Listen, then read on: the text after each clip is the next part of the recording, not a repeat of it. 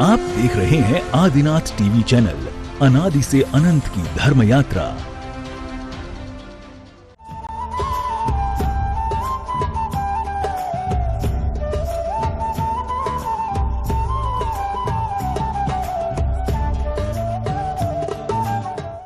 इस कार्यक्रम के पुण्यार्जक हैं श्री कंवरलाल जी महावीर प्रसाद जी, पाटनी, मदनगंज, किशनगढ़, राजस्थान।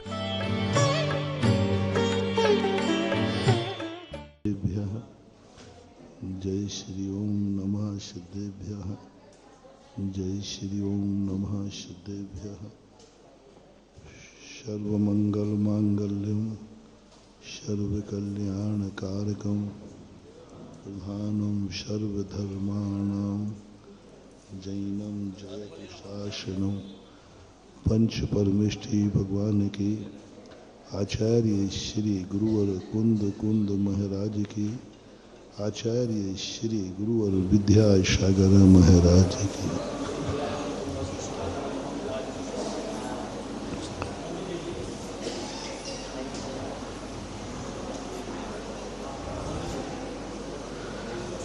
व्यवस्था एक नियत धारा से हर व्यक्ति बनाता है।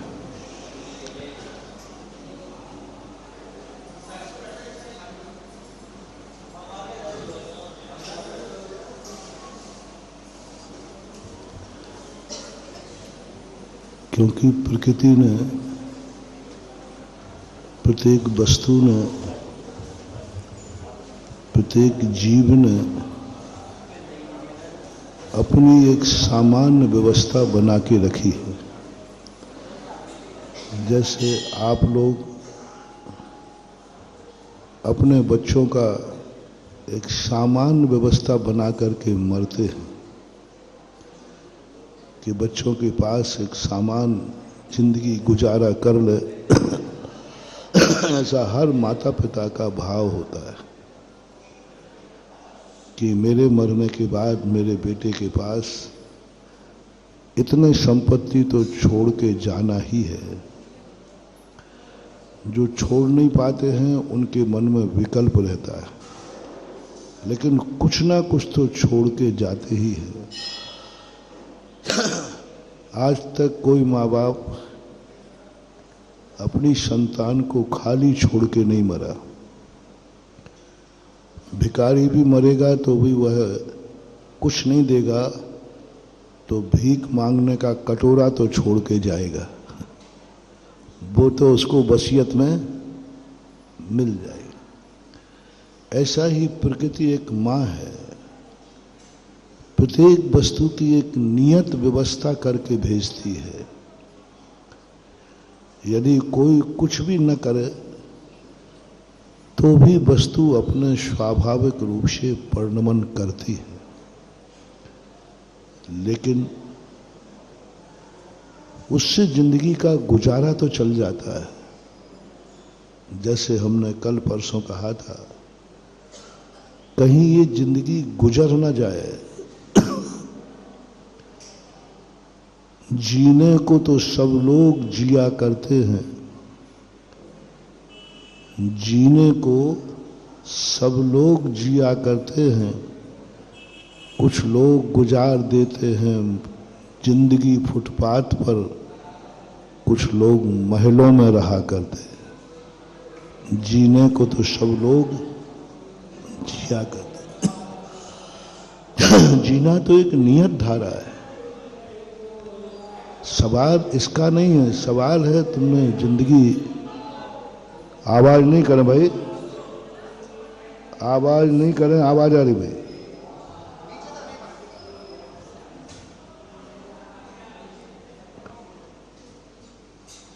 कल कहा था मैंने, जिंदगी बेहोशी में नहीं निकालना है। हमारा दिन निकल गया मुझे पता ही नहीं चला, हमारी रात निकल गई पता ही नहीं चला, हमारी जिंदगी निकल गई पता ही नहीं चला। बेहोशी के साथ जिंदगी निकल रही है। बस जिंदगी चलती जा रही है, कहाँ जाएगी क्या जाएगी कोई विचार नहीं हो रहा है। कल कहा था ना, 90% लोगों को ये पता नहीं है कि हमारा किस लिए जन्म हुआ है, हम किस लिए जैन बने हैं, हम मनुष्य क्यों बने हैं। बस जी रहे हैं। कर्मों ने मनुष्य बना दिया तो मनुष्य बन गए, पशु बना देता तो पशु बन जाते, जो बना देता वह बन जाते। कर्मों ने हरिजन कुल में जन्म दे दिया, हरिजन बन जाते। मुस्लिम कुल में जन्म दिया, मुस्लिम बन गए। जैन कुल में जन्म दिया, जैन बन गए। और वह जिंदगी बनती जा रही है। उस जिंदगी के संबंध में हम डिस्कशन कर रहे हैं कि हमें अपनी नियत प्रकृति ने जो हमें जिंदगी जी है उसी में संतुष्ट नहीं रहना है। जो माँ बाप हमें वसीयत छोड़ गए हैं उसी वसीयत के भरोसे नहीं रहना है।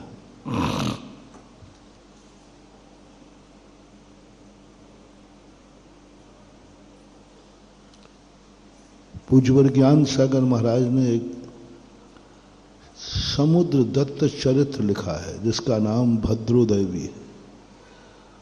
उसमें एक मित्र बड़े आदमी का बेटा रहता है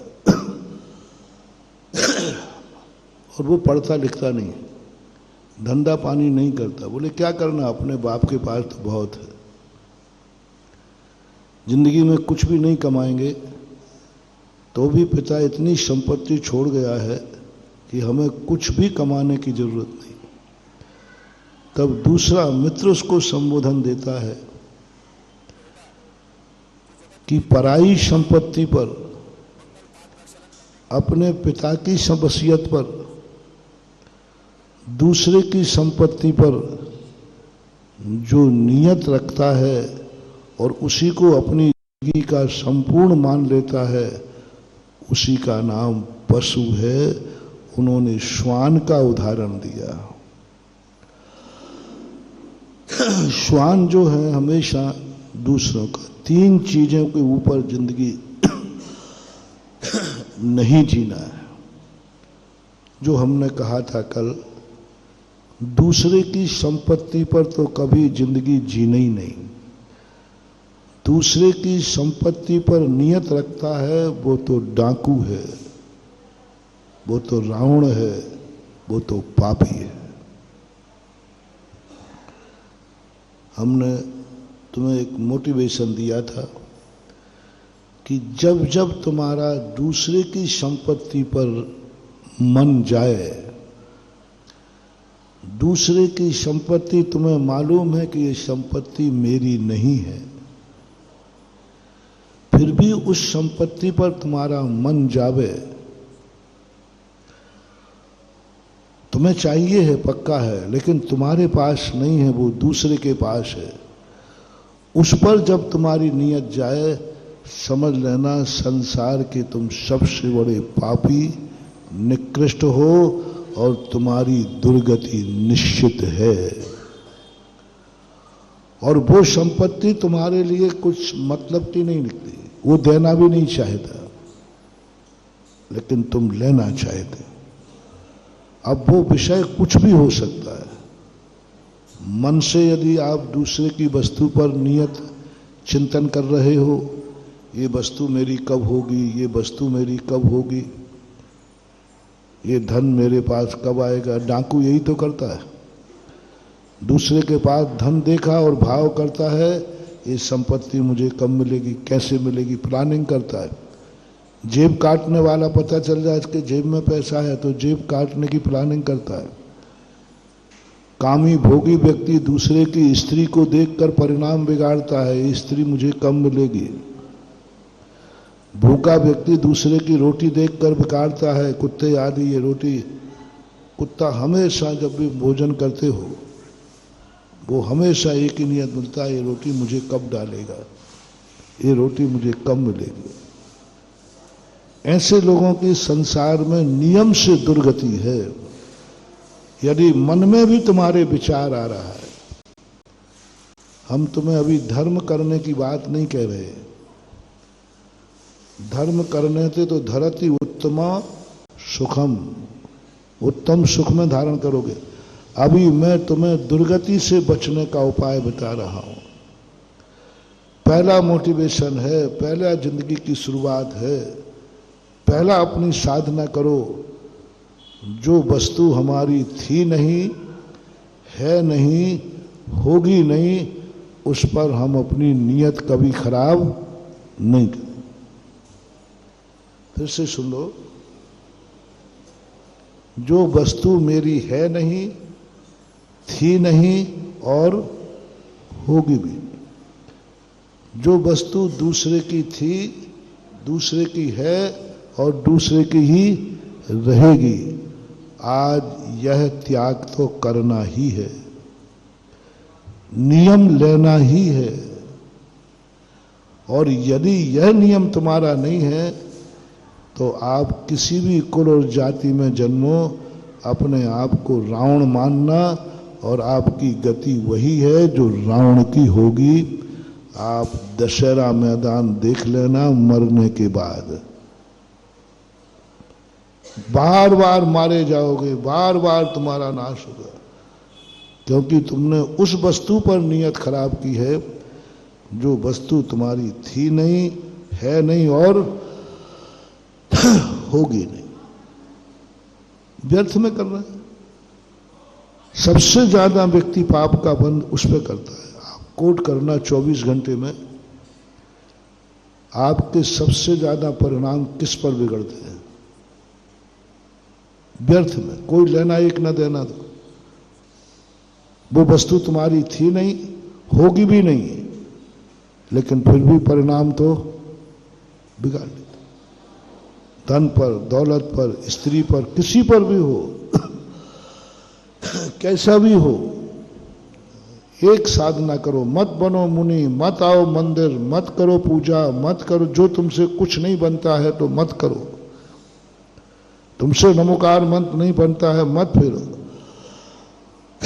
कम से कम एक नियम आप ले लें कि हमने जो महाराज ने आज बताया, अपना मन कभी बिगाड़ेंगे नहीं।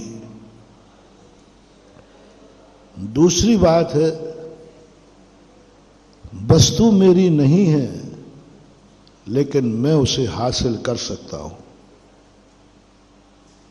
मेरी नहीं है, कानूनन मेरी नहीं है, श्रद्धा भाव से मेरी नहीं है, और वह वस्तु मेरे होना भी नहीं चाहती, लेकिन मेरे में बल है, मैं उसको अपनी कर सकता हूं।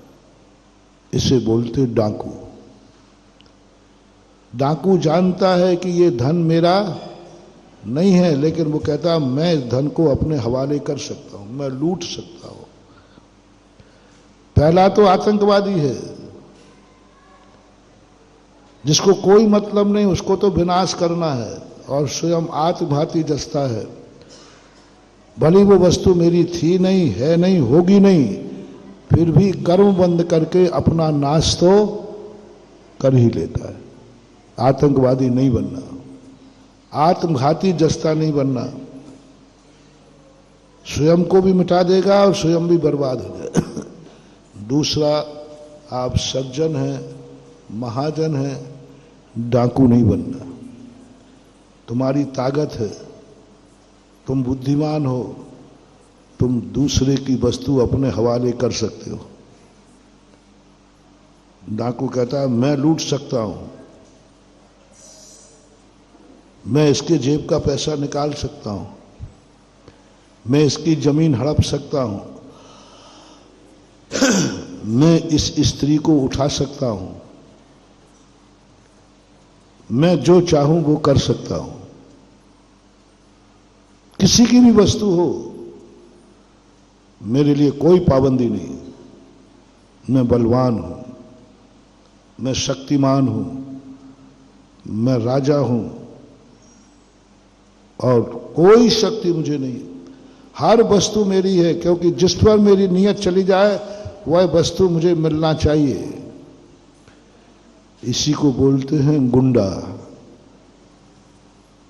गुंडा क्या करता है? यही तो गुंडा का सौभाग्य शीघ्रता करें और अपनी भावना हम तक प्रेषित करें।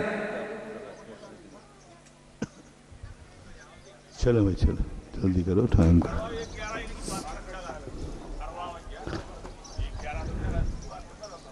हाँ चलो शुरू कर जल्दी। 1,11,111 रुपया, 1,11,111 रुपये।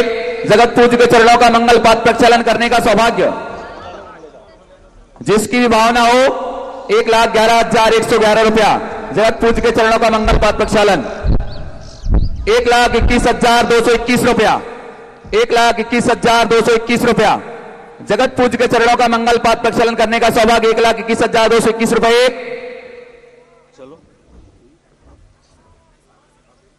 1,21,221 रुपए दो। और कोई सौभाग्यशाली पूज्य गुरुदेव की मंगल देश नाम सभी को सुनना है तो शीघ्रता करें। 1,21,221 रुपए, 1,21,221 रुपए दो। शीघ्रता करें। 1,21,221 रुपए, 1,21,221 रुपए दो। 1,31,331 रुपया। बोले जगत पूज्य मुनि पुंगव श्री सुधा सागर जी महामुनिराज की। 1,31,000, 1,41,441 रुपया, 1,41,441 रुपये, 1,41,441 रुपया दो। और कोई महानुभाव 1,41,441 रुपये, 1,41,441 रुपया दो। 1,51,551 रुपया, 1,51,551 रुपया। 1,71,771 रुपया, 1,71,771 रुपया जगत पूज्य के चरणों का मंगल पाद प्रक्षालन करने का सौभाग्य। 1,71,771 रुपये, 1,71,771 रुपया दो। अंतिम अवसर 1,71,771 रुपये, 1,71,771 रुपया दो। और ये बोली जा रही है 1,71,791, 1,91,991 रुपया, 2,11,211 रुपया जगत पूज्य के चरणों का मंगल पाद प्रक्षालन करने का सौभाग्य। 2,11,211 रुपया, 2,11,211 रुपया एक, 2,11,211 रुपया दो, 2,11,211 रुपया एक, 2,11,211 रुपया दो और 2,11,211 रुपया। समय प्रवचन का समय है, शीघ्रता करें। 2,21,221 रुपया, 2,21,221 रुपया, 2,31,331 रुपया, 2,31,331 रुपया एक, 2,31,331 रुपया दो और 2,31,331 रुपया एक, दो, तीन। श्रेष्ठ श्रीमान MLD school star academy Atul भाई डेवड़िया, देवेंद्र कुमारी डेवड़िया परिवार ने सौभाग्य प्राप्त किया है। आ जाएं अंशुल भैया।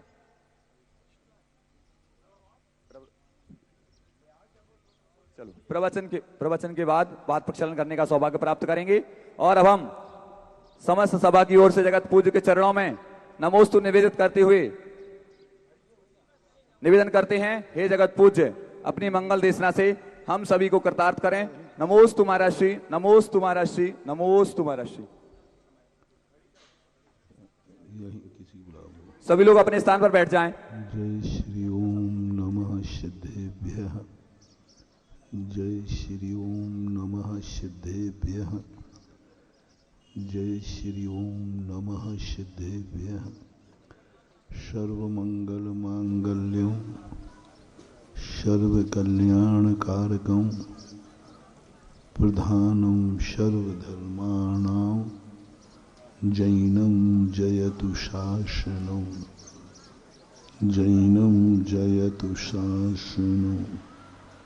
पंच परमेष्ठी भगवान की आचार्य श्री गुरुवर कुंद महाराज की, आचार्य श्री गुरुवर विद्यासागर महाराज की, श्री सुधा सागर जी महामुनिराज की। समस्त मुनि संघ की।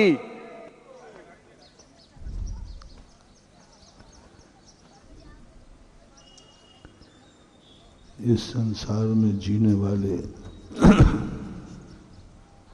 जितने भी जीव हैं अथवा पदार्थ हैं, वे सभी के सभी दो धाराओं में अपना परिणमन करते हैं, अस्तित्व रखते हैं। एक वह धारा है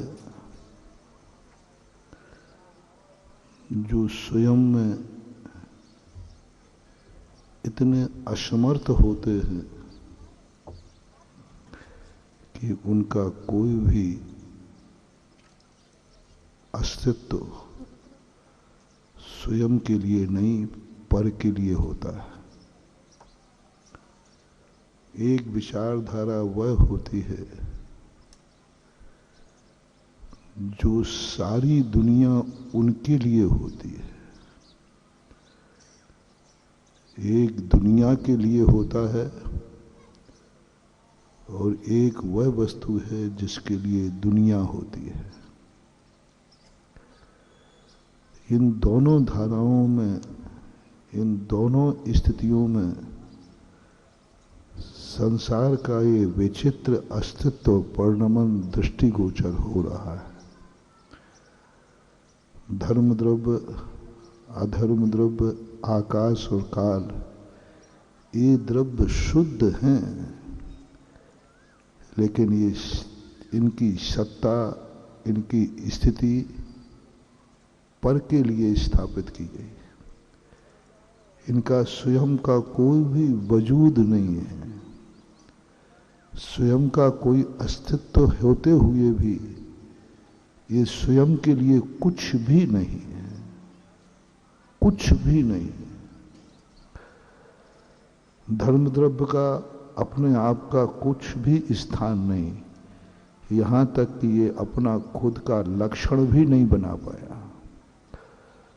सर्वज्ञ भगवान की वाणी को जब आचार्यों ने इन चार द्रव्यों की परिभाषा बनाई तो इनकी कोई परिभाषा नहीं मिली जो एक एक की बना सके। अचेतन कह दिया तो अचेतन तो 5 द्रव्य, इंडिविजुअल धर्म द्रव्य की परिभाषा नहीं बन पाई। बहुत गजब की स्थिति बनी। कल रास्ते में विहार करते करते यह एक चिंतन की धारा चल पड़ी। उस समय जब एक भजन में गा रहा था व्यक्ति, तू न चलेगा तो चल देंगी राहें, तेरी निगाहें तरसेंगी मंजिल को। ये 2 पंक्तियों ने आंदोलित कर दिया। तू न चलेगी तो चल देंगी राहें, राहें कभी चलती नहीं है, लेकिन भजनकार ने कहा तू न चलेगी तो चल देंगी राहें, मंजिल को तरसेंगी तेरी निगाहें। इस पंक्ति को सुनने के बाद जो मेरे चिंतन के तार खुले, झंकृत रह गया। साधारण सी पंक्तियों ने एक ऐसे रहस्य को उद्घाटित कर दिया जो रहस्य इतने बार पड़ा द्रव्यों को, लेकिन कोई निमित्त नहीं बन पाया। तू न चलेगी तो चल देंगी राहें, क्या है ये? धर्म द्रव्य, अधर्म द्रव्य और काल द्रव्य, इनकी दशा एक ऐसी बन गई कि ये स्वयं का लक्षण भी नहीं बना पा रहे हैं। कोई लक्षण नहीं बना पाए। आचार्य सर्वज्ञ भगवान लक्षण नहीं बना पाए। इनको धर्म द्रव्य की पहचान देना पड़ी तो क्या देना पड़ी? पूज्यवर नेमीचंद महाराज द्रव्य संग्रह में, तत्वार सूत्र में जो जीव और पुद्गल को चलने में सहायक है। अब पर की अपेक्षा हो गया ना लक्षण।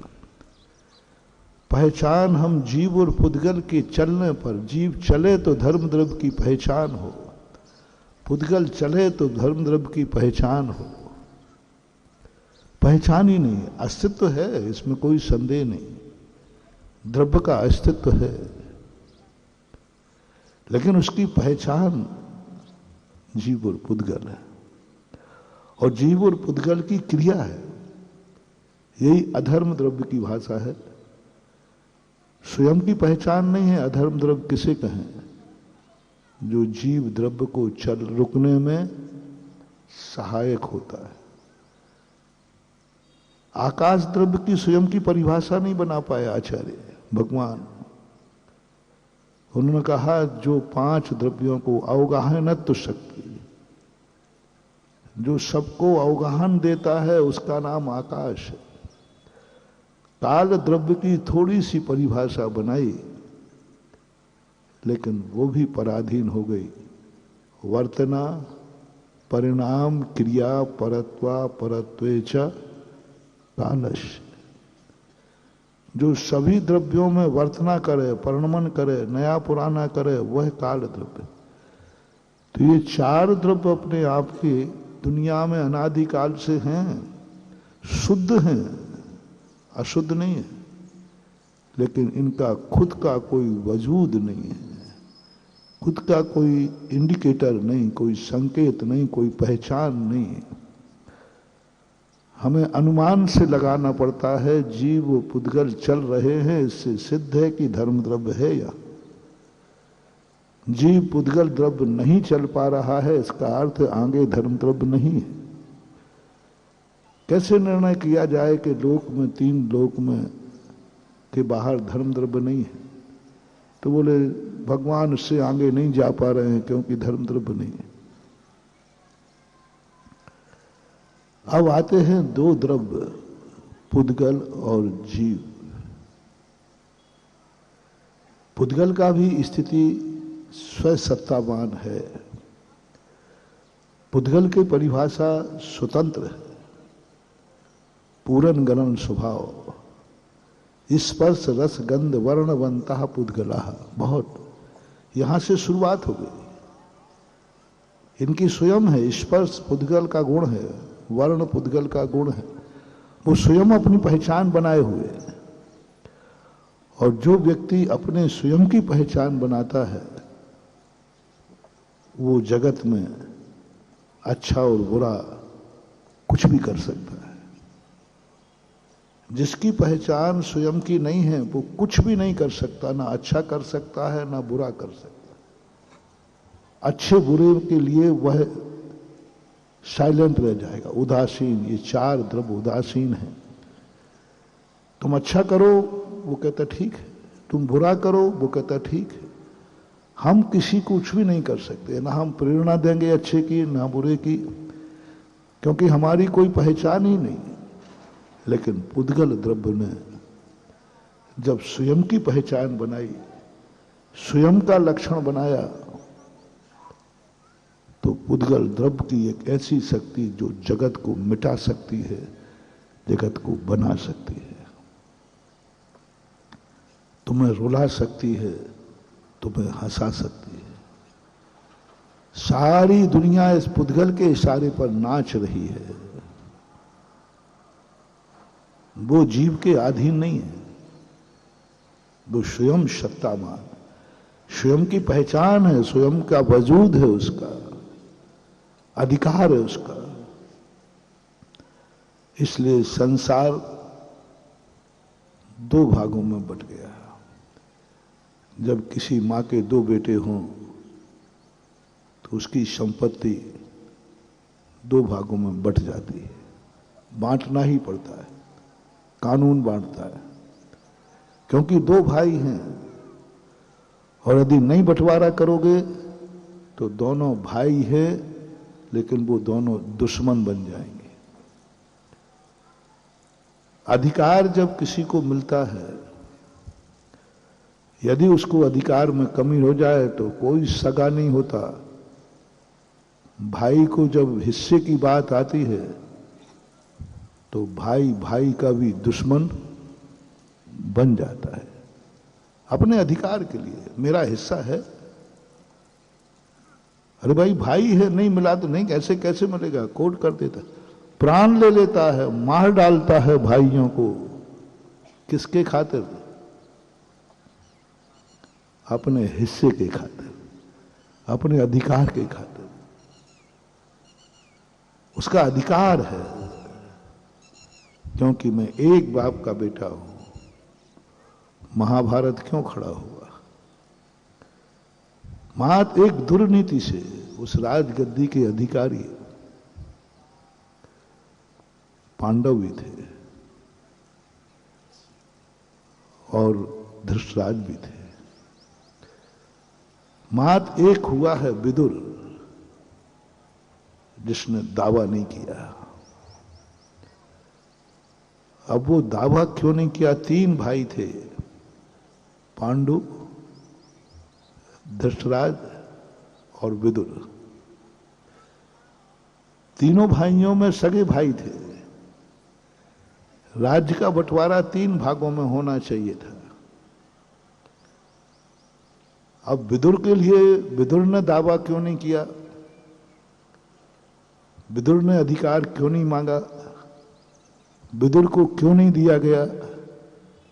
इसके कई संदेह हैं, कई प्रकार के विकल्प हैं। उनके जीवन में किंवदंती के रूप में कई लोग कहते हैं उनकी जन्म पुत्र के हिसाब से स्थिति थी। कोई कहते हैं उनके यहाँ कोई आगे पीछे संतान की नहीं थी। अनेक अनेक विकल्प आते हैं। कोई कहते हैं विदुर ने कहा कि हमें कुछ नहीं चाहिए, जब तुम दोनों लड़ रहे हो तो लो मेरा हिस्सा भी ले लो। कई प्रकार की बात है। अपन आते हैं 2 दावेदारों के बीच में, दशराज और पांडु। ये राज्य के दोनों अधिकारी थे, बराबर के अधिकारी थे। लेकिन एक व्यक्ति ने जब देना नहीं चाहा, दुर्योधन ने, धृतराज ने, बस महाभारत चालू हो गया। महानुभाव, यहां एक हम मोटिवेशन लेते हुए चले। जिंदगी में यदि शांति चाहिए है, दुनिया में सुख चैन चाहिए है, तो किसी अधिकार को मत छीनना। उसका अधिकार उसे मिलना चाहिए, कभी अशांति नहीं होगी। सबसे बड़ी अशांति है जब व्यक्ति अशांत जब होता है, जब उसके कोई क्राइटेरिया को दखल देता है। आपने देखा, कुत्ते भी अपने मोहल्ले में दूसरा व्यक्ति कुत्ता आता है तो वो कहता है कि मेरे एरिया में तो ये मेरा अधिकृत एरिया है। दूसरा आता है तो वो झगड़ा करता है। शेर भी यही होता है। जो बड़े बड़े शहरों में बड़े बड़े सांड होते ना, सांड, उनमें भी यही होता है। मोहल्ला बटा हुआ रहता है। दूसरे मोहल्ले में दूसरा सांड आ गया तो ऐसे लड़ते हैं वो कि मार डालते हैं। सांप की भी यही स्थिति है। और यहां तक तुमने देखा, डाकुओं के भी एरिया बंधे हुए रहते हैं। पहले मध्य प्रदेश से जितने डाकू थे वो सबके बंधे हुए थे। सागर जिले का पूजा बब्बा था, यहां दूसरा बब्बा नहीं आ सकता। हाँ, नन्हे लाल जी हंस रहे हैं क्योंकि उनके भाई को पकड़ कर ले गया था ना। कौन थे? प्रकाश को ना। हाँ, नंबर में तो नन्हे भाई थे लेकिन चले गए वो प्रकाश भाई। ये एरिया कहलाता है। उधर नैनागिर किसका था? हरि सिंह का। और द्रोणागिर मुरज सिंह का। मुरैना चंबल मलखान सिंह का। ये सब एरिया बंधे हुए रहते हैं। यदि इनके एरिया ना बांधा जाए तो ये आपसी में लड़ मरेंगे। एरिया नहीं बांधेंगे तो इतने लड़ मरेंगे कि मर जाएंगे। इसलिए उन्होंने बंटवारा कर लिया, भाई ये एरिया हमारा, ये आप बॉम्बे जाते हैं तो रास्ते में ट्रेन का भी एरिया रहता है, वो जेब कट फलानी स्टेशन तक जाएगा, उसके बाद वो दूसरे को दे देगा, वो ही उतर जाएगा। ऐसा एक दो लोगों ने मुझे बताया। तब मैंने इसको सैद्धांतिक दृष्टिकोण से देखा और नैतिक दृष्टिकोण से देखा, तो मैंने कहा दुनिया में शांति का सबसे अच्छा उपाय है अधिकारों का बंटवारा। कोई उपाय नहीं, किसी भी दुनिया की कोई ताकत नहीं है, ऋषभदेव भी, तीर्थंकर भी, कोई दूसरे ढंग से संसार में शांति नहीं ला सकते। शांति लाने का मूल कारण है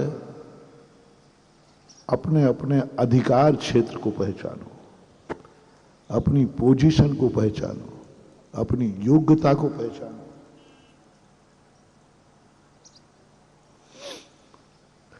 योग्यता को हमारी सैद्धांतिक भाषा में द्रव्य दृष्टि बोलते हैं। सैद्धांतिक शब्द है शास्त्री का, द्रव्य दृष्टि। आपकी द्रव्य की योग्यता क्या है? आप उस द्रव्य की योग्यता के अनुसार रहेंगे तो सुख पाएंगे। आप भोजन कर रहे हैं तो आपका भोजन करने का कितना अधिकार है?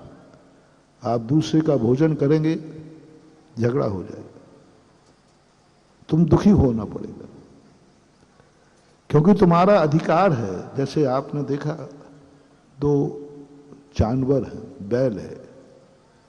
एक बैल होता है जिसको घास डाल दिया जाए वो अपनी खुद की खाता है, लेकिन कुछ उद्दंड बैल होते हैं जो अपनी घास को तो पैर से रौंद देते हैं और दूसरे की घास खाते हैं।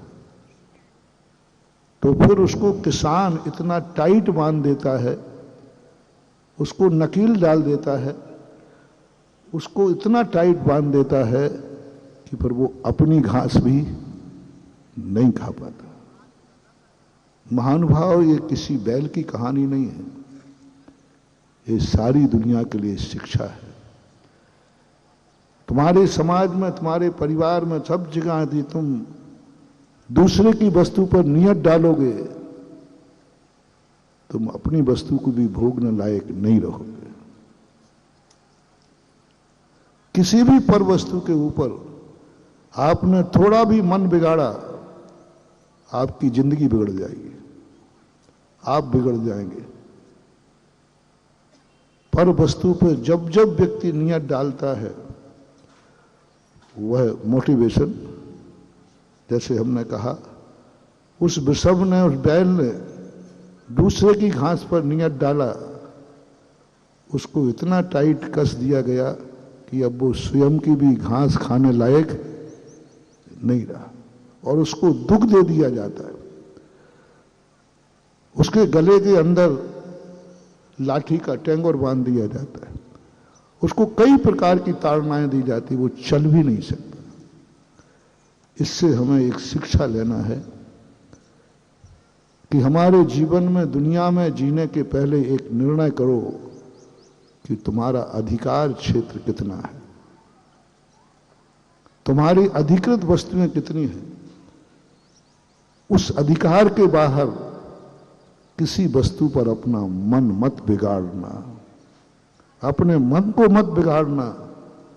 जब जब मोटिवेशन, जब जब तुम्हारा मन दूसरे की वस्तु पर जाए, समझ लेना तुम्हें ऐसा कर्मबंध हो रहा है कि तुम स्वयं की वस्तु को ग्रहण करने लायक नहीं रहोगे। उसी समय आज मेरा ये मंत्र रूप में ले लेना, जिनवाणी का मेन सूत्र खोज के दे रहा हूं। जब जब तुम्हारा मन किसी दूसरी अधिकृत वस्तु पर जाए, तुरंत नोट कर लेना, मुझे वो कर्म बंद हो रहा है, कल के दिन मैं अपनी वस्तु के लायक भी नहीं रहूंगा। अब वो वस्तु कुछ भी हो सकती है। सपोज कीजिए किसी के मकान है, सपोज कीजिए किसी का धन है, सपोज कीजिए किसी की इज्जत है, सपोज कीजिए किसी वस्तु के अधिकार का क्षेत्र है। सपोज कीजिए किसी की स्त्री है, सपोज कीजिए किसी का धन है, सपोज कीजिए किसी की भोजन की थाली है, और तो क्या, सपोज कीजिए किसी का धन किसी जेब में रखा हुआ है, किसी का धन जमीन में पड़ा हुआ है, किसी का धन है, तुम्हारा नहीं है, और उस पर तुम्हारी नीयत चली गई, दूसरे के भोजन पर तुम्हारी नीयत चली गई, XYZ कुछ भी हो, समझ लेना तुम अपने जीवन में इतने दरिद्र हो जाओगे जैसे जेब कट होता ना। ये जेब कट जो है दूसरे के धन को देखकर उस पर नियत खराब करते हैं, वे जिंदगी में सोना छुएंगे और माटी होगी, सोना छुएंगे और माटी होगी, क्योंकि उस समय ऐसा कर्म बन गया, तूने दूसरे के धन पर नियत खराब की है। धन कहता है तू अपने खुद के धन को भोगने का अधिकारी नहीं होगा, खुद का धन भी तू नहीं भोग पाएगा,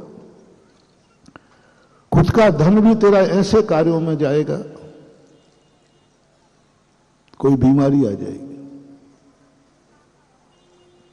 कोई ऐसी घटना घट जाएगी कि तुम अपने खुद के धन के मालिक भी नहीं बन पाओगे, कमाओगे तुम और ले जाएगा कोई दूसरा, क्योंकि तुमने कभी जब जब तुम्हारे यहां कोई भी वस्तु तुम्हारी हो और तुम उसको नहीं भोग पा रहे हो, तुम्हारा धन है लेकिन वह धन तुम्हारे काम में नहीं आ रहा है, निश्चित चिंतन करना, हमने कभी दूसरे के धन पर नियत बिगाड़ी थी, इसलिए आज मैं अपने स्वयं के धन को भी भोग नहीं पा रहा हूं, ये मेरे गुरु का वचन था। नियम मान लेना वहां, जब जब तुम्हारी स्थिति बने, जैसे भी बने, वह तुम्हारे लायक नहीं होगा। सपोज कीजिए मकान तुम्हारा है लेकिन किसी ने कब्जा कर लिया, गुंडा तत्व है, वो खाली नहीं कर रहा है, मकान तुम्हारा है, संपत्ति तुम्हारी है, वसीयत तुम्हारी है, लेकिन तुम नहीं भोग पाओगे, क्योंकि कभी तुमने कभी ना कभी दूसरे के मकान पर अपनी नियत खराब की थी, तो कर्म ने ऐसा कर्म बांधा कि दूसरे के मकान पर तू नियत खराब कर रहा है, जा तू खुद के मकान को भी भोग नहीं सकेगा, उसमें रह नहीं सकेगा। ये कर्मबंध का सिद्धांत है, जैन दर्शन। सर्वज्ञ भगवान ने अपने ज्ञान से जानकर आपको बताया, हो नहीं सकता। किसी प्रकार के रावण को देख लीजिए, आज रावण के कर्म ने कहा, उसने दूसरे की स्त्री पर नियत खराब की, कर्म ने कहा रे दुष्ट, आज से ही तेरी वो दशा होगी कि तू अपने स्त्री का भी स्वामी नहीं रह पाएगा। पर स्त्री व्यसन के संबंध में ये उल्लेख आया, वो इस दशा में पहुंच जाता है कि आज रावण नपुंसक है, पर स्त्री के साथ, पर स्त्री के ऊपर तुम्हारी नियत खराब की, उस समय तुम समझ लेना कि तुम्हें नपुंसक वेद का बंध हो रहा है, तुम स्व स्त्री के लायक भी नहीं रह पाओगे। जैसे रावण आज नरकों में पड़ा है, नपुंसक वेद का उदय, ऐसे और भी चीज। इसलिए जैनाचार्य ने कहा, किसी की पड़ी हुई वस्तु, किसी की रखी हुई वस्तु, किसी की भूली हुई वस्तु कभी भी ग्रहण करने का भाव नहीं करना। रास्ते में किसी का सोने का बिस्किट पड़ा है, आपको नियत खराब नहीं करना, नियत खराब नहीं करना, उसको उठा करके अपने पास नहीं रखना, क्योंकि गिरी हुई है, पतितम वा विस्मृतम वा, कोई भूल गया है, कोई छोड़ गया है, रखा हुआ है, नहीं। जल मृतिका बिन और कछु ना गहे अदत्ता, पंडित जी साहब दौलत राम जी। मिट्टी और जल को छोड़ करके जैनी किसी अन्य वस्तु को बिना लिए हुए, बिना पूछे हुए, बिना दिए हुए ग्रहण नहीं करता। चाहे भली मरे तो मर जाएगा, लेकिन जल मृतिका बिन और कछु न दहे। वो भी जल और मिट्टी भी जो दूसरे के बर्तन में रखा हुआ है वो नहीं, प्रकृति से। ये जो अचौर्य नाम का व्रत है, इसका जब चिंतन करते हैं इतने बड़े रहस्य खुलते हैं महानुभाव। अचौर्य नाम का, मात चोरी नहीं करना, इससे क्या होता है? दूसरे की चुरा ली वस्तु क्या हो गया? क्या हमने उसके प्राण थोड़ी ले लिए? लेकिन नहीं, कहीं उसकी बहुत बड़ी स्थिति है। इसलिए कभी भी कोई भी वस्तु हो, मन भी नहीं बिगाड़ना, पर वस्तु को नियत खराब दृष्टि से मत देखना, पर वस्तु के संबंध में अपने कोई भी परिणति नहीं जाने देना। ऐसे यदि किसी व्यक्ति का पुण्य का उदय है, ईर्ष्या नहीं करना, अपना पुण्य बढ़ाना। लेकिन दूसरे का पुण्य है, दूसरे के पास धन दौलत है, उसके कभी विनाश का भाव मत सोचना। ईर्ष्या भाव, ईर्ष्या भाव में हर व्यक्ति चाहता है। स्पर्धा में और ईर्ष्या में अंतर है। स्पर्धा जब जागती है तो सोचता मैं भी इसके बराबर बनूं, और ईर्ष्या जागती है तो सोचता है ये मेरे बराबर हो जाए। मैं बीमार हूं, ये बीमार हो जाए, मैं गरीब हूं, ये गरीब हो जाए, मैं दुखी हूं, ये दुखी हो जाए। 99% को, लोगों को, दूसरों को दुखी देखकर स्वयं का दुख हल्का होता है। ये सबसे बड़ा वीक पॉइंट, बहुत बड़ी कमजोरी है महान। और आप देखना कहीं ना कहीं आपके अंदर ये बात छुपी हुई है, और आज इसी को अपन को निकालना है। कहीं ना कहीं से छुपी है। दूसरा व्यक्ति यदि सुखी है, तुम दुखी हो, तो तुम अपने दुख से कम दुखी हो। ये सुखी है, इस बात का दुख ज्यादा। ये सबसे बड़ी कमजोरी है महानुभाव। इसको अपन को जीतना है। आपको शेयर कर रहा हूं, विषय को सरल कर रहा हूं। आप दुखी हैं, आपके दुख को देख करके सामने वाले को कोई प्रभाव नहीं पड़ा, वो अपनी मस्ती में मस्त है।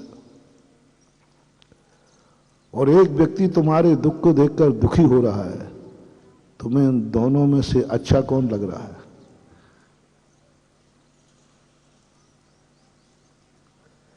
तुम्हारे दुख से जो व्यक्ति दुखी हो रहा है, या वो तुम्हारे समान दुखी है, और एक तुम दुखी हो लेकिन वो सुखी है, इन दोनों में से तुम्हें अच्छा कौन लगेगा?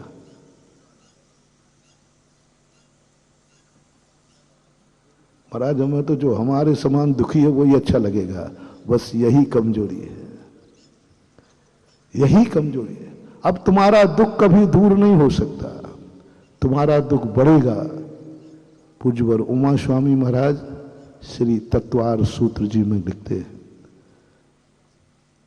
परिवेदनान, हमारे समान दुखी दूसरे दुखी को देखकर यदि हमें शांति मिलती है तो हमारा दुख बढ़ेगा। अशाता वेदनी कर्म का बंध होगा। और हमारा पुण्य कब बढ़ेगा? जब सुखी व्यक्ति को देख करके हमारे मन में उसको जय जिनेंद्र करने का भाव आ जाए। कोई बात नहीं, मैं भली दुखी सही, लेकिन संसार में कोई सुखी तो है। बस अब आपका दुख खत्म होने, बहुत छोटे से टिप्स दे रहा हूं। सुखी होने का कोई मंत्र नहीं है महानुभाव, सुखी होने का कोई तंत्र नहीं है, कुछ भी नहीं है। सुखी अपने अंदर आत्मा से प्रकट करना है। तुम सुखी देख करके सुखी होगे, तुम्हारा दुख खत्म हो जाएगा। सुखी व्यक्ति को देखकर सुख होना है, और सुखी व्यक्ति को देखकर तुम्हें दुख हो गया और सरल किए देता हूं। आपका सिर में दर्द हो रहा है, आपको नींद नहीं आ रही है, तो एक व्यक्ति आप नहीं सो रहे हैं तो वह भी नहीं सो रहा है, वो जाग रहा है। और दूसरा व्यक्ति, तुम तो सिर दर्द हो रहा, नींद नहीं आ रही है, लेकिन वो घर्राटे लेके सो रहा है। अब बिल्कुल सरल हो जाएगा, बच्चे को भी समझ में आ जाएगा। तुम्हें इन दोनों में से कौन अच्छा लग रहा है? मैं तुम्हारी सिर दर्द की दवाई बता रहा हूं, माइग्रेन, सिर दर्द की दवाई बता रहा हूं। लेना हो तो लेना, नहीं लेना हो तो मुझे जबरदस्ती नहीं देना। एक व्यक्ति, आपको नींद नहीं आ रही है, आपका हेडेक हो रहा है, और दूसरा व्यक्ति घर्राटे लेके सो रहा है। तीसरा व्यक्ति आपके दुख को देख करके वो नहीं, ये तुम्हें दुख हो रहा है, हम नहीं सोएंगे, वो भी जाग रहा है तुम्हारे साथ में। अब इन दोनों में से कौन व्यक्ति तुम्हें अच्छा लग रहा है, कौन बुरा लग रहा है? बहुत बड़ा मेडिसिन, बोलो। गलत मत बोलो, झूठ बोले कौआ काटे, सच सच बोलना। बस यहां अपनी कमजोरी पकड़ो महानुभाव। 99 पॉइंट संसारी जीवों को सोने वाले के पास गुस्सा आएगा, ये घर्राटे ले से करो, मेरे प्राण निकल रहे, मेरा तो ऐसा आएगा, इसको 2 झापड़ मारो। और आपके मन में बहुत बुरा लगता है, और आप उठाए ना देखो, तू कितना निर्दयी है, मैं मर रहा था, मेरा सिर दर्द होता, तू घर्राटे ले रहा था। और आपको वो अच्छा लगेगा, ये है मेरा मीत, क्योंकि मेरे साथ जाग रहा है, मेरे दुख में मुझे साथ दे रहा है। मुझे नींद नहीं आ रही तो इसको नींद नहीं आ रही है, वो तो पुण्य कमा रहा है, वो तो ठीक है, उसके लिए नहीं। किसी दुखी व्यक्ति को देखकर आप दुखी होते हो तो कोई बाधा नहीं है, वो तो होना ही चाहिए।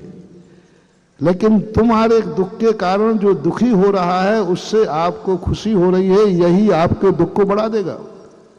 आपका भी हेडेक कर रहा है, अब माइग्रेन बन जाएगा, वही सिर दर्द, क्योंकि आपने किसी सोते हुए से तो द्वेष किया है और किसी जागने वाले से को अच्छा माना है। ये है सबसे बड़ा कर्म बंध का। कई लोग कहते हैं महाराज मेरा दुख दूर ही नहीं हो रहा है, हमारे जीवन में दुख ही दुख है, कभी आते ही नहीं। हमारे यहाँ बीमारी है, कभी आते ही नहीं। हम कितने बार इंटरव्यू दे चुके हैं, हम फेल ही हो जाते। ये प्रायः लोगों की एक शिकायत है। महाराज मैं सीए की परीक्षा दिया, मैं 8 बार फेल हो गया, क्या कारण? खूब पढ़ता हूं। महाराज मैं सब में इलाज करा चुका, कोई इलाज नहीं हो रहा है। मैं बहुत प्रयास करता हूं, लेकिन मैं धंधे में सफल नहीं हो रहा हूं। जिस धंधा करो उसी में घाटा हो जाता है। ऐसे केस मेरे पास आते हैं। महाराज कोई मंत्र दे दीजिए, कोई आशीर्वाद दे दीजिए, कुछ करा दीजिए। अब मैं बेईमान डॉक्टर हूं तो तुमसे लूट रखता हूं तुम्हें। हाँ, दुखी व्यक्ति को खुद जैसा चाहे लूट लो, वो तो लूट जाएगा। बेईमान हूं तो लूट सकता हूं, लेकिन मैं तो साधु हूं ना, मैं तुरंत कहता हूं भैया कोई इलाज नहीं है, कोई मंत्र नहीं है, मत पड़ो इतने चक्कर में। कोई तुम्हें मंत्र दे देगा, कोई झाड़ा फूकी कर देगा, कुछ करेगा, ताबीज दे देगा, गंडा दे देगा, कुछ मत पड़ो, है ही नहीं। ये सब तुम जैसे मूर्खों को लूटने के लिए लुटेरों ने ये आइटम बनाए, लुटेरों ने ये आइटम बनाए। मैं तुम्हें एक सस्ता सा रास्ता दिखाता हूं, तुम्हारी बीमारी दूर होगी या नहीं, तुम पास होगे कि नहीं होगे। कई बार कहता हूं, तुम्हारी क्लास में तुम्हारा साथ में पढ़ने वाला पास हुआ, तुम फेल हो गए, उसके पास होने पर तुम्हें कैसा लगा? यदि ईर्ष्या हुई है जाओ तुम 100 बार फेल हो गए। और तुम्हारा मन हुआ है कि हम 2 जने फाइट कर रहे थे इंटरव्यू को, कोई बात नहीं, मैं फेल हुआ, कोई तो मेरा साथी पास हुआ, कोई तो कलेक्टर बनेगा, कोई तो व्यक्ति जाकर के किसी का परिवार तो सुखी होगा, कोई तो देश के काम आएगा। मुझे अपने फेल होने का गम नहीं है, किसी के पास होने की खुशी है। यदि ये तुम्हारे अंदर आ गया, अगली साल आपका पास में नंबर आएगा, ये मैं गारंटी ले रहा हूं। बस पास होने वाले के फेल होने पर, तुम्हारा फेल होना उसका पास होना तुम्हें कैसा लग रहा है? गुणशुभ प्रमोदम। एक गरीब आदमी अमीर आदमी को देख के यदि ईर्ष्या करता है, हे भगवान ये बर्बाद हो जाए, लुट जाए, वो कभी अमीर नहीं बन पाएगा। गरीबों से मेरा कहना है, अमीर को देख करके ये भाव आ जाए, मैं भली गरीब सही, दुनिया में कोई तो है पुण्यात्मा जिसने अगले भाव में दान दिया होगा, वो पुण्यात्मा मेरे बाजू में रहता है। जिसके बाजू में एक गरीब की झोपड़ी हो और किसी हवेली हो। मैं हमेशा कहा करता हूं, कोई कहे कि तुम बहुत पापी हो, तुम जन्म जन्म के पापी हो, तभी तो तुम गरीब हो। देखो तुम्हारे पास एक छोटी सी झोपड़ी है, तुम कहना ये बिल्कुल आप सही कह रहे हो, मैं पूर्व जन्म का पापी हूं, व्यसनी हूं, सब जितने भी तुम्हारे लिए गंदे टाइटल देवे, पुण्यहीन हो, बदकिस्मती हो, तुम जी कहते जाना। क्या कहना? बोलो ना जी, बिल्कुल एक्सेप्ट कर लेना। भैया और कोई टाइटल हो नीचे, ये और कह दो भैया और कुछ टाइटल हो तो वो और दे दो, मैं वो हूं, वो मैं हूं। बुरा जो देखन में चला, बुरा न मिलिया कोई, जो दिल खोजो आपनो मुझसे। एक बार एक्सेप्ट करो, जो कह रहा है वो, जितना तुम्हारी निंदा हो रही है एक्सेप्ट कर लेना। और उससे पूछना भाई और कोई निकृष्ट शब्द रह गया क्या? बोले नहीं, जितने निकृष्ट थे मैंने सब कह दिए। अब सुन लिया ना, उत्तेजित नहीं होना, क्रोध नहीं करना। तुम्हें गुरु की शिक्षा मिल रही है, तुम बिल्कुल शांत जी। वो तुम्हें पापी कहेगा जी, तुम्हें जो कुछ कहना है वो मेरे मुंह से नहीं निकल पाएंगे, ज्यादा मुझे आते भी नहीं है। जितने गंदे शब्द हैं वे सब तुम जी कह के स्वीकार कर लेना। जी जी जी। जब वो बंद हो जाए, बोले भाई एक बात कहूं जो तुमने नहीं कही, एक जरूर मेरा पुण्य है। बोले तेरा क्या पुण्य है? भिखारी कहेगा। बोले है, वो मुझे मालूम नहीं था, मेरे गुरु ने बताया। बोले क्या पुण्य है तेरा? कहीं से तो दिख नहीं रहा है। बोले मेरे में सारे पाप हैं, जन्म जन्म का पापी हूं, लेकिन एक पुण्य मेरा है कि मैं एक पुण्यात्मा की बाजू में रहता हूं, एक अमीर आदमी के बाजू में रहता हूं। मैं गरीब हूं लेकिन मेरा पड़ोसी अमीर है। बस यह खुशी है मुझे कि मेरा पड़ोसी पूर्व जन्म का पापी नहीं है, पुण्यात्मा है। मैं पापी हूं लेकिन मैं पुण्यात्मा के बाजू में रहता हूं, यह मेरा पुण्य है। बस यदि ऐसी अनुभूति तुम्हें हो गई, 6 महीने बाद तुम्हारी गरीबी अमीरी में बदलना चालू हो जाएगा। गुण शुभ प्रमोदम, यही तो भक्ति है। मंदिर में क्या है? कुछ नहीं बन, भगवान कुछ करता धरता नहीं है। मात यही बात है, मैं भगवान नहीं हूं, लेकिन भगवान को देखकर मन करता है कि मैं इनके चरणों में अपना माथा रख दूं। वो भगवान बना है, खुशी मुझे। उनको निर्माण हुआ है। दिवाली किसने मनाई? बोलो ना, भगवान ने।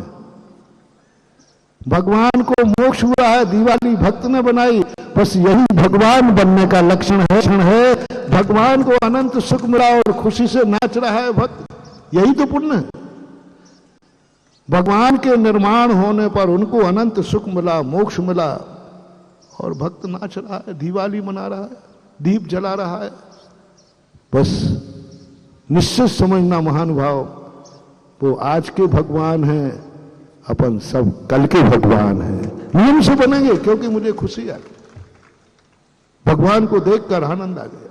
मैं नहीं बन पाया, लेकिन मेरा भगवान भगवान है।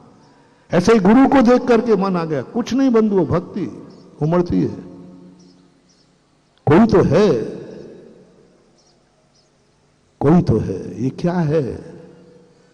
ये क्या है? साधु के आने पर तुम लोग खुश होते हो। ये क्या है? साधु के आने पर आगवानी करते हो। ये क्या है सब तमाशा? अरे साधु आया है, चुपचाप ले आओ, चुपचाप बैठा लो, चुपचाप विदा करो। ये बाजे बजाना, ये नाच ढोल करना, ये सब क्या नाटक है? ये इतनी दूर से तो पैदल चले आए अकेले में, और अकेले केस लेके 1 किलोमीटर आकर के धमाका बजा दिया है। क्या मतलब? अरे भाई इतना पैदल चल के आए, अकेले चल के आए, 2-4 लोग साथ के आए तो 1 किलोमीटर और चल के आ जाते। मान लीजिए हम कहां से आए? पहले देवरी से आए। बताओ देवरी से बीच के रास्ते में कितने लोग थे? मैं चल रहा था कि नहीं? बोलो ना, चल रहा था। फिर 1 किलोमीटर पहले धमाका क्यों किया? परेशान कर डाला। 1 किलोमीटर 1.5-2 घंटे में, और 10 किलोमीटर 2 घंटे में। 10 किलोमीटर में 7 बजे यहां आ गया, 1 किलोमीटर 1.5 किलोमीटर चलने में 2 घंटे लगा दिए। इतने में तो मैं 10 किलोमीटर चल जाता। आखिर क्यों किया तुमने ऐसा? क्यों मुझे थकाया? क्यों मेरे 2 घंटे बर्बाद किए? तुम मेरे भक्त हो कि दुश्मन हो? आहा, बहुत महानुभाव, बहुत आनंद। चिंता नहीं करना। बहुत जब मैंने इसको शास्त्रों से देखा, यही तो है आनंद। मेरे नगर में महाराज आ रहे हैं। मैं महाराज नहीं, लेकिन कोई तो दुनिया में महाराज है। वह महाराज मेरे नगर में। बस ये जो तुम्हारा 1.5 किलोमीटर का जो आगवानी थी, यही तुम्हें एक दिन मुनि बना देगी। गुमशु प्रमोदम, वो 10 किलोमीटर का जो बिहार है, 50,000 किलोमीटर का बिहार है, उससे तुम्हारा कोई लेना देना नहीं। वो तो मेरा है, वो तो मैं कर रहा हूं। मेरी साधना है, मेरा नियम है कि मैं पैदल बिहार करूंगा। वो तो मेरा व्रत है, संकल्प है। उसमें तुम्हें कुछ भी नहीं मिलने वाला। तुम्हारे लिए मेरे बिहार से कुछ नहीं मिलने वाला। मेरी एरिया समिति है, मेरा मूल गुण है, मैं बिहार करता हूं। तुम्हारा क्या लेना देना से? तुम्हारा जो भंडारा भरना है, बस वो 1.5 किलोमीटर के बिहार में भरना है। वो जो तुम्हारी उछल कूद है, जो तुम्हारे नगाड़े हैं, जो तुम्हारे अंदर का आनंद उछल रहा है, आज हमारी केसली धन्य होने वाली है। आज हमारे यहां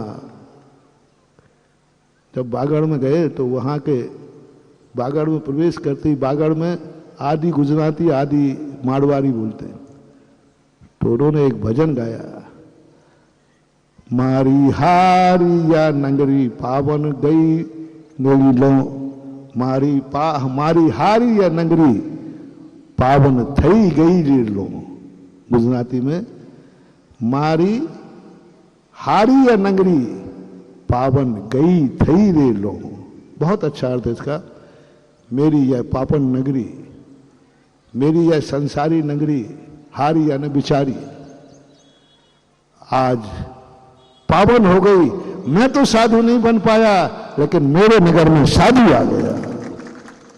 जो एक आनंद उछला आपके अंदर, वो आपकी कमाई है। तो आपका भंडारा है, यहीं से आपका भविष्य उज्जवल है कि आज केसली में कोई साधु आया है, कल केसली से कोई साधु बनेगा। तुम खुद बनोगे कल, क्योंकि तुम्हारे अंदर जो आनंद की अनुभूति हुई। आहार कराने में आनंद नहीं है, भोजन 2 रोटियां खिलाने में इतना पुण्यवंत नहीं तो हो जाता। 3 अंजुली गन्ने का रस दिया हस्तिनापुर के राजा श्रीहंस ने महाराज को, इतना पुण्यवंत कि सारे 3 लोग उसकी प्रशंसा कर रहा है। आगे जाकर के वो भगवान बन गया। 3 लोग प्रशंसा कर रहा है, जय जयकार हो गए, पंचाश्री कर रहा है, देवता आ गए। अरे क्या दिया था? 3 अंजुली गन्ने का रस। 3 अंजुली गन्ने के रस के बदले में रत्न वृष्टि हो गई। 3 अंजुली के गन्ने के रस में चक्रवर्ती उसके दरवाजे चला गया। 3 अंजुली गन्ने के रस देने में उसको तीर्थ प्रवर्तन की उपाधि मिल गई। क्या लेता है साधु तुम्हारे घर में जाकर? 2 रोटियां, पानी, और क्या लेगा? इसमें पुण्य नहीं है महानुभाव।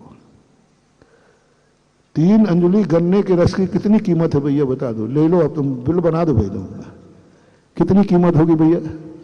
क्या? कुछ नहीं। साधु के भोजन की क्या कीमत होगी? नहीं महानुभाव। बहुत बड़ा मोटिवेशन दे रहा हूं महानुभाव। जो आपने साधु को पड़गा करके, अभी आपने भोजन किया नहीं है, श्रावक भूखा है, पेट साधु का भर रहा है और आनंद श्रावक को आ रहा है। यह तुम्हारी कमाई। मुझे बताओ, आहार होने के बाद महाराज नाचता है या श्रावक नाचता है? तुम तो भूखे हो। ये है पुण्य। ओहो धन हो गया मैं, इतनी खुशी पूरी जिंदगी भर भोजन करने वाले श्रावक को कभी नहीं होती जितना 1 गिलास उनकी अंजलि में देने में होती है। माताओ सही है ना? जिंदगी भर भोजन किया तुमने, अच्छे अच्छे भोजन किए होंगे, लेकिन वो आनंद नहीं आया होगा जो 1 गिलास। क्यों? आहार दान मात 1 गिलास की कीमत नहीं महानुभाव।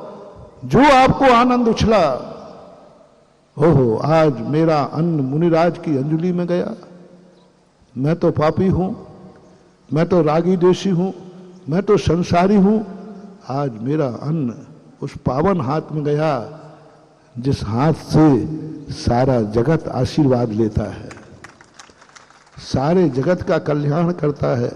आज मेरा अन्न उस मुंह में गया जिस मुंह से महाराज सदा प्रवचन देते हैं।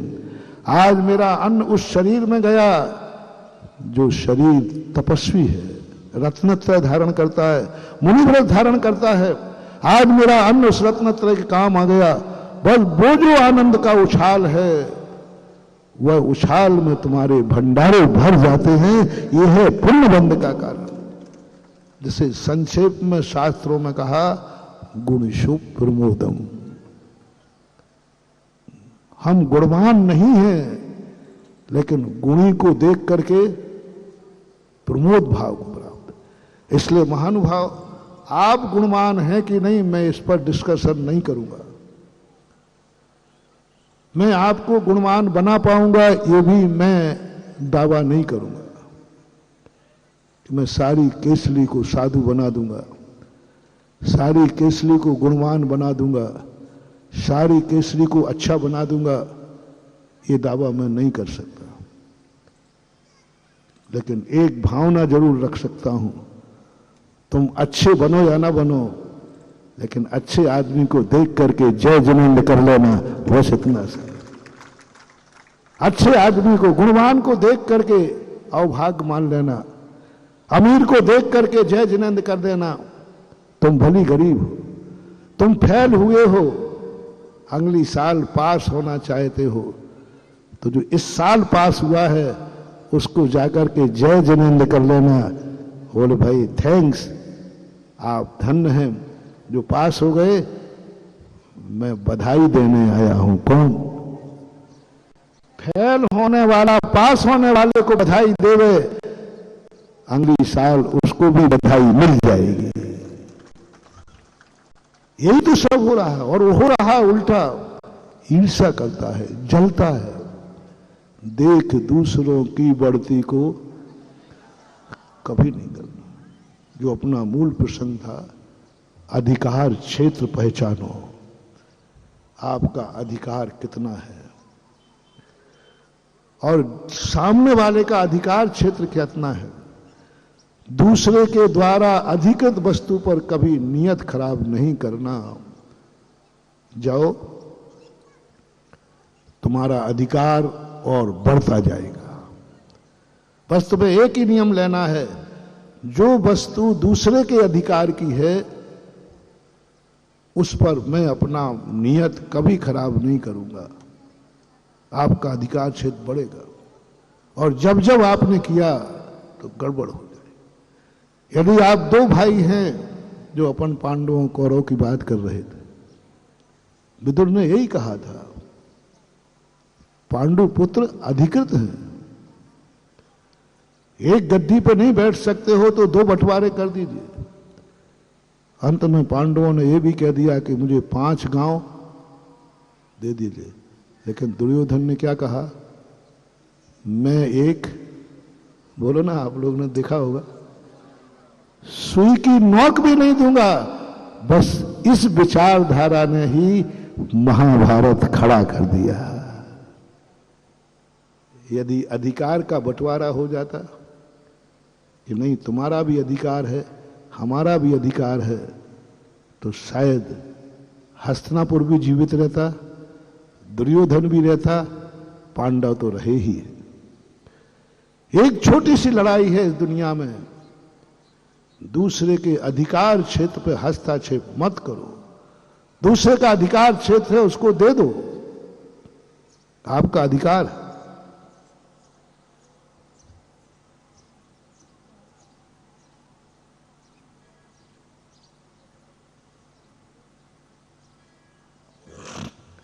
भाईचारा बना रहेगा और जन्म जन्म तक के भी भाई बने रहोगे। और तुमने अधिकार छीना तो आज जन्मे तो भाई की तरह है और मरोगे, आप ही लोग बोल दो ना बच, मरोगे दुश्मन की तरह है।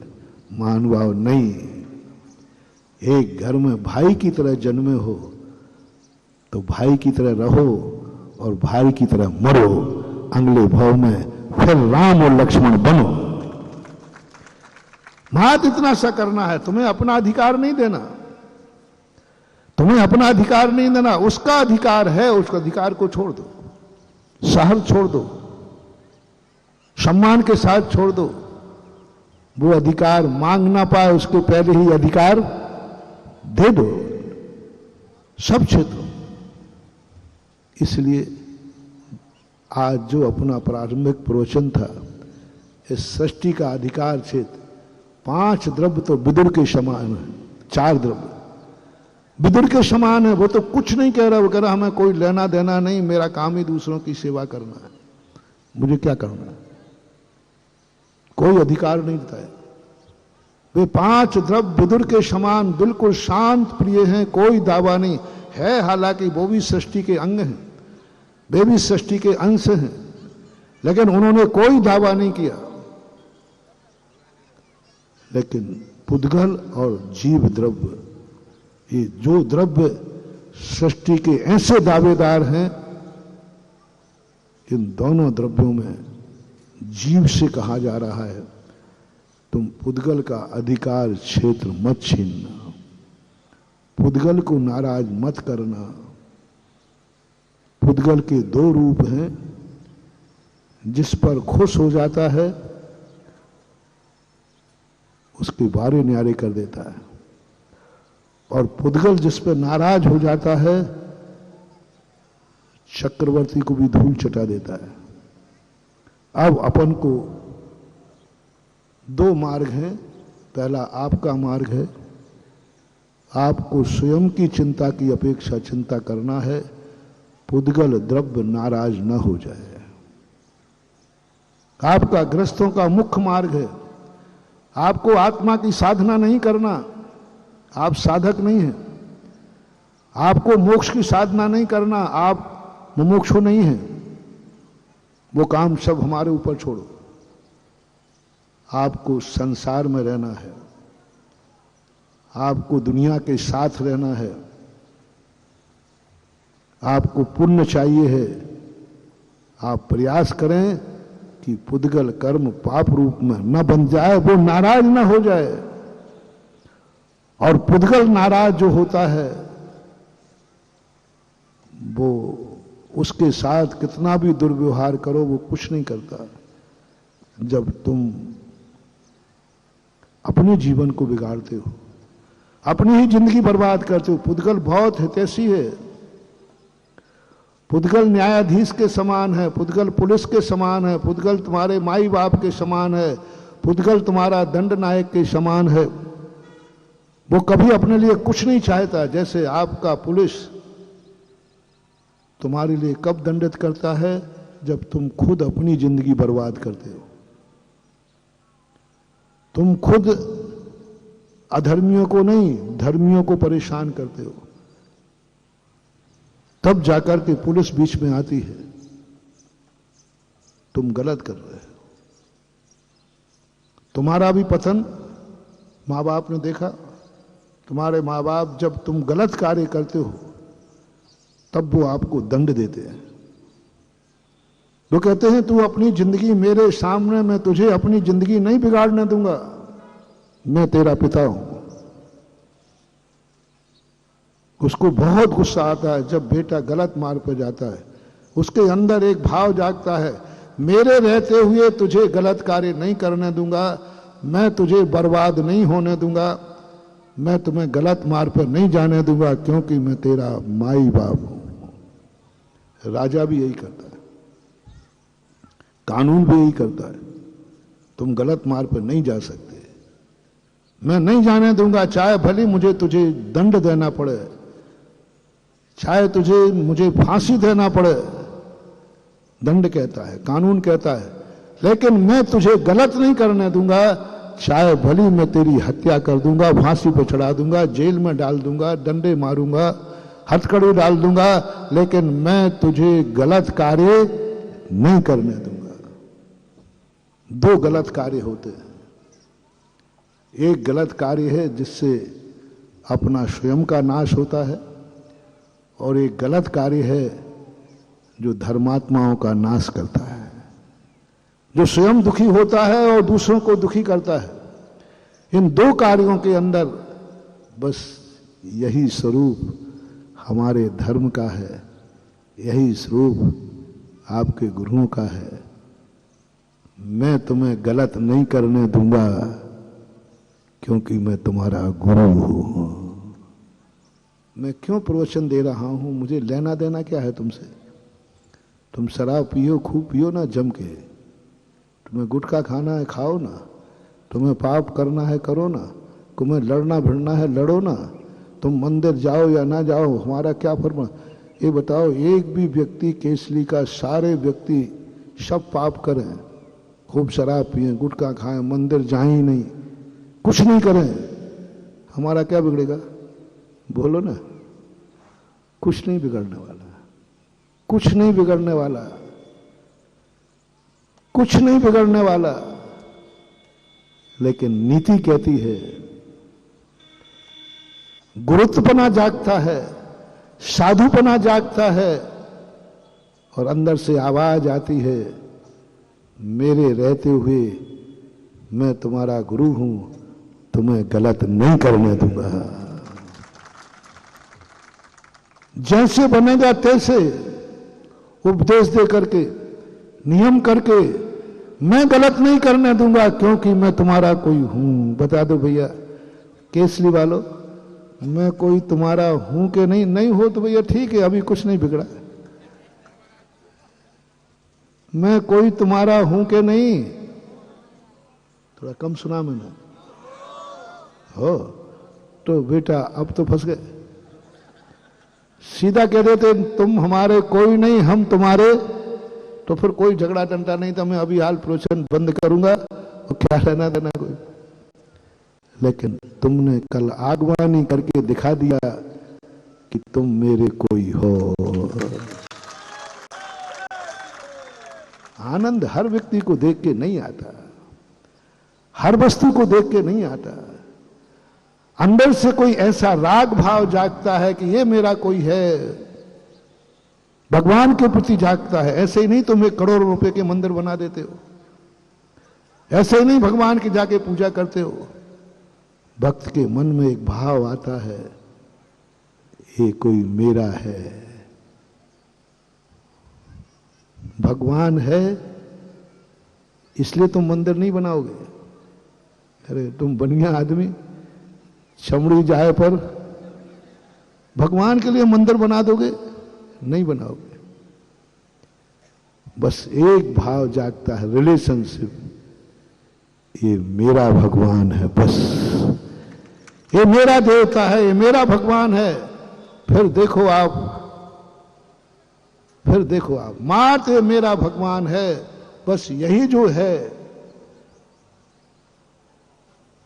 बोलो, मंदिरों में बैठे हुए भगवान केसली वालों के हैं कि नहीं? हालांकि तुम लोग तो थोड़े और हमसे भी, जितना हम कह रहे हैं उससे भी ज्यादा हो। तुमने तो मंदिर ही बांट लिए, ये मंदिर हमारी गोट का, ये मंदिर तुम्हारी गोट का। चलो कोई बात नहीं, नहीं अभी नहीं, देखो अभी डिस्टर्ब नहीं करना है। अभी ये सब उठना कैसे चालू हो गया? बिल्कुल नहीं, अभी नहीं, बैठ जाए। अब जहां जो है वहीं बैठ जाए, डिस्टर्ब नहीं। देखो मेरे पास कोई किताब नहीं है जो मैं बांचूं, थोड़ा ही डिस्टर्ब करोगे प्रवचन गायब हो जाएगा। बैठ जाओ वहीं पर। क्या बोल रहा था? कोई बात नहीं, खूब बांट लो, बस पर इतना सा भाव कर दो, ये भगवान, ये भगवान, ये भगवान, बोले नहीं कुछ भी, ये भगवान, बस बस एक शब्द जोड़ दो, फिर हमें कुछ भी प्रवचन, हमारे लिए बहुत सुविधा हो जाएगी।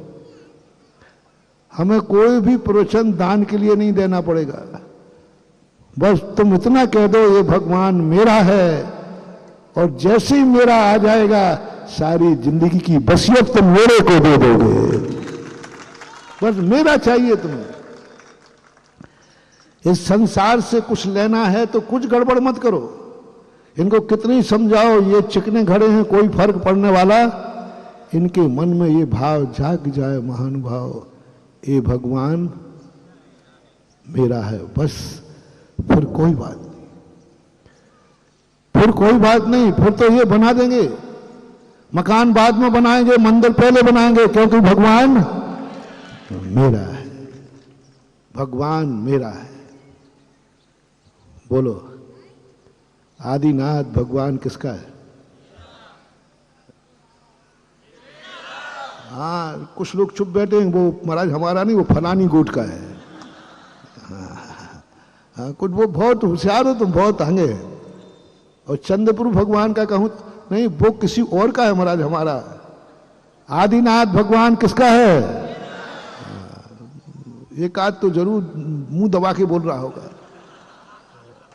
एक हाथ तो जरूर अंदर से नहीं निकल रहा, क्योंकि महाराज जी आपको मालूम नहीं है, आपको मालूम नहीं है, वो आदिनाथ मेरे नहीं बोलो फलानी ग्रुप के, मत करना। आदिनाथ वो शक्ति है। कल मैंने सारे भारत के लिए एक संदेशा दिया था कि एक बार केसली के आदिनाथ का दर्शन जरूर करना मरने के बाद। आज मैं केसरी वालों को कह रहा हूं, महिला पुरुष बच्चे सब सुने, ये आदिनाथ वो शक्ति है। 24 घंटे में एक बार उस दरबारे जरूर 9 बार नमोकार मंत्र पढ़ लेना। मत करना ये किस गोट के हैं किसके नहीं हैं। जिस मूर्ति में सारे विश्व को संभालने की ताकत है उसको तुम बंटवारे में लाओगे। सूर्य की रोशनी को तुम बांटोगे? नहीं, अपन लोग सूरज की पूजा करते हैं ना, तो हे सूरज, हम लोग तुम्हारी पूजा करते हैं, तो सूरज मात भारत में उजेला देगा, पाकिस्तान में नहीं। नहीं नहीं नहीं, हे सूर्य देवता। पाकिस्तान वाले तो चंद्रमा को पूजते हैं, हिंदुस्तान वाले तो अपन सूरज से कहते हैं, हे सूरज, तो मात भारत में ही प्रकाश देना। मान लेगा? मान लेगा? बोलो ना। बस आदिनाथ वो सूरज है जो सारे विश्व को प्रकाश देने की क्षमता रखते हैं, सारे विश्व को प्रकाश देने की क्षमता रखते हैं। केसरी वालों को नियम हो जाना चाहिए। हम भोजन जब करेंगे जब आदिनाथ की ऐसी मुद्रा, ऐसा सूर्य, ऐसी एनर्जी फुल, जिसको देख करके मैं गदगद हो गया, मेरे मुख से निकल गया कि मैं केसरी में आकर के तुम धन नहीं हुए हो, आदिनाथ का दर्शन करके मैं धन हुआ। ऐसी अलौकिक मूर्ति आपके नगर में है, और आप आपसी के किसी प्रकार के कसाय भाव को लेकर के आपके नगर में है। कोई अधिकार मत लो महानुभाव, लो मैं अधिकार देता हूं तुम्हें कि केसली वाले 24 घंटे में एक बार केसली का हर दिगंबर जैनी आदिनाथ का दर्शन करे, वो अधिकार ले लो। और मुझे लगता है इस अधिकार को कोई रोक भी नहीं सकेगा शायद। एक बार दर्शन जरूर करना। 24 घंटे में अस्पताल जा रहे हो तो एक कह के जाना कि मैं आदिनाथ का दर्शन करके आ रहा हूं। यदि यमराज आ जाए तो कह देना यमराज से बस इतना सा समय दे दे कि मैं आदिनाथ के दर्शन करके ऊपर ले चल। हाँ, होता है ऐसा, हुआ है ऐसा। जयपुर के अंदर एक अमरचंद दीवान हुए, उनका एक नियम था कि हे भगवान, जब भी मेरा मरण हो मंदिर में हो, तेरे सामने हो, गुरु मूले यत जिनसे चैत सिद्धांत वादी सदघोषे, ये शास्त्रों में आया। उनको एकाएक, वो पूरी कहानी नहीं सुना रहा हूं, फांसी की सजा बोली। अंत में उनसे इच्छा पूछी गई कि तुम्हारी इच्छा कौन सी है? तो उन्होंने कहा बस मुझे फांसी के पहले मेरे मंदिर में जो मूल नायक भगवान, शायद वहां भी आदिनाथ हैं, उनके दर्शन करा देना। तो अंग्रेजों ने कहा ये कौन सी बड़ी बात है, छोटी सी बात। ले गए, पूरा पुलिस कमांडो साथ गया, दीवान जी अंदर गए, और जैसे ही आदिनाथ भगवान का दर्शन किया, 9 बार नमोकार मंत्र पढ़ा, बस वो 9 बार नमोकार मंत्र पढ़ते ऊपर चले गए। क्या गजब की चीज महानुभाव! भावना देखो कितनी बड़ी है। उन्होंने भावना भाई तो फांसी भूल गई, जेल में फांसी चढ़ना है, लेकिन भावना ने कहा जिंदगी भर तूने जो भावना भाई है, आदिनाथ ने अपने सामने 9 बार नमोकार मंत्र पढ़ते ही चले गए, ऊपर चले गए। ऐसा ही तुम्हारे मन में ये भाव आ जाए, ऐसा ही कि 24 घंटे में एक बार हम आदिनाथ भगवान की मूर्ति का दर्शन जरूर करेंगे। कुछ नहीं करना, जाके 9 बार नमोकार मंत्र पढ़ के आ जाना, बस। ये केसली के इष्ट देव मान लो। एक बार जाना, सुबह जाओ उठ के तो अच्छा है, भोजन के पहले जाओ तो और अच्छा है। मान लो किसी कारण नहीं जाओ तो शाम को जाओ। बस सोने के पहले एक बार उस दरवाजे धोख लगा देना। क्या मिलेगा तुम्हें मैं नहीं बता पाऊंगा, तुम्हारा खुद आत्मा कहेगी कि मैंने क्या पाया। बस एक बार आदिनाथ को इतना कहना है, ये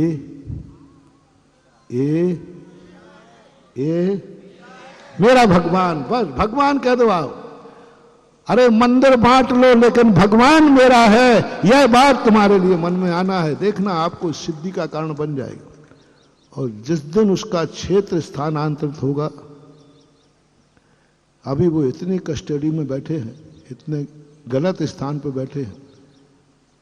इस कार्यक्रम के पुण्यार्जक थे श्री कंवरलाल जी महावीर प्रसाद जी पाटनी मदनगंज किशनगढ़ राजस्थान।